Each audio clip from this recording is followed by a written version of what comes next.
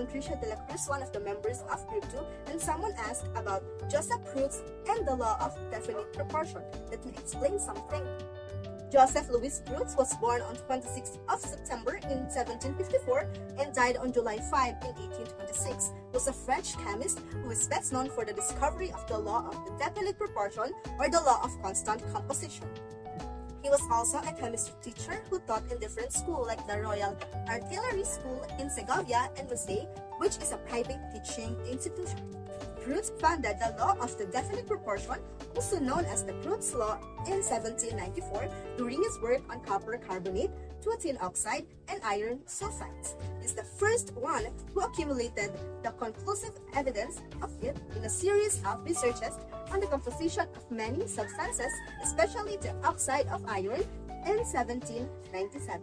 Before that, Proust's law was attacked by the respected French chemist Claude Louis Barthollet, who disagreed that chemical combination was restricted to define saturation proportion. The confusion within this was caused by the definition of chemical proportion. Barthollet classified solution as chemical combination, while Proust was careful to distinguish between these and true binary compound. The conflict lasted until Joy Dapon, an English chemist, came after atomic theory and favored Proust's law. Swedish chemist John Jacob Berzelius established the relationship between Proust's law and the Dalton's theory in 1811. The law of definite proportion will be discussed by the next reporter. Hello everyone, my name is Joy Dapon and I am a member of Group 2. By the way, this is regarding with my report, and that is the law of definite proportion. the law of definite proportion is also known as the law of definite composition or the law of constant composition, or simply Proust law. This law of definite proportion states that every chemical compound contains fixed and constant proportion by mass of its constituent elements. And of course, the law of definite proportion is also crucial on analytical chemistry and forms the basis of various other chemical discoveries. In other words, the law can be stated as the percentage composition of an element in a compound is always fixed. Yes, it is fixed. And most importantly, the law explains that the chemical composition of a chemical pure substance is the same irrespective of the source, and the elements in the compound exist in the same ratio by mass. Thank you for listening to Miss April Joy. And now, my name is Kieth Axel Onia, and we will understand how the law of definite proportion works. As per the law, the elements in a chemical compound are always in fixed composition by mass.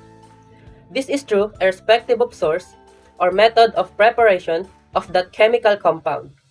For example, with two samples, copper carbonate, one was synthetic and the other was naturally occurring. Both the sample found that both had the same composition of elements present in it. Thus, from this observation, it is indeed concluded that elements in a chemical compound are always combined in the same fixed proportions, irrespective of the source of the chemical. Take note that the sample given is the sample Proust has also worked upon. Consider a molecule of water. Now, water is a chemical compound since it is made up of more than one element. Any water molecule consists of two hydrogen atoms and one oxygen atom, and both the elements are always in the same proportions by mass. The mass percentage of hydrogen and oxygen in water is 11.11% hydrogen and 88.89% oxygen. These percentages are true for all the water molecules in the universe, so therefore consider as definite proportion. Next, we will discuss on how to solve the law of definite proportion. Hi guys, I am Ivory Constantino, one of the members of Group 2.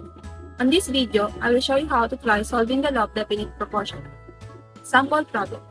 A pure sample of sodium chloride contains 35 grams of sodium. Then how many grams of chlorine are present in this sample? The first thing you should do is find the atomic masses. Sodium has an atomic mass of 23, while chlorine has an atomic mass of 19. In this sample of sodium chlorine, this is the conversion that you need. 23 grams of sodium with 19 grams of chlorine. That's the proportion we're gonna use in order to answer this question. So, if we have 35 grams of sodium, how many grams of chlorine should be present? Let's start with the given. 35 grams of sodium in the second fraction. Use your conversion factor. Now, we want the unit of grams to cancel. So we're gonna place that in the bottom of this fraction. 23 grams of sodium on the top. We're gonna put 19 grams of chlorine. So these units will cancel. So it's gonna be 35 times 19 divided by 23, which is about 23.9 of chlorine. So that's the answer. Now, if you want to set up as a proportion, here's what you need to do. Let's write two fractions separated by equal sign. 23 grams of sodium corresponds to 19 grams of chlorine. How many grams of chlorine corresponds with 35 grams of sodium? So that's how you can set it up. And just cross multiply. We're gonna have 23 times x. That's gonna be equal to 23x. 35 times 19 is 665. So to find the value of x, we need to divide both sides by 23. And this is gonna give us the same answer, 28.9. So that's how many grams of chlorine are present in this sample.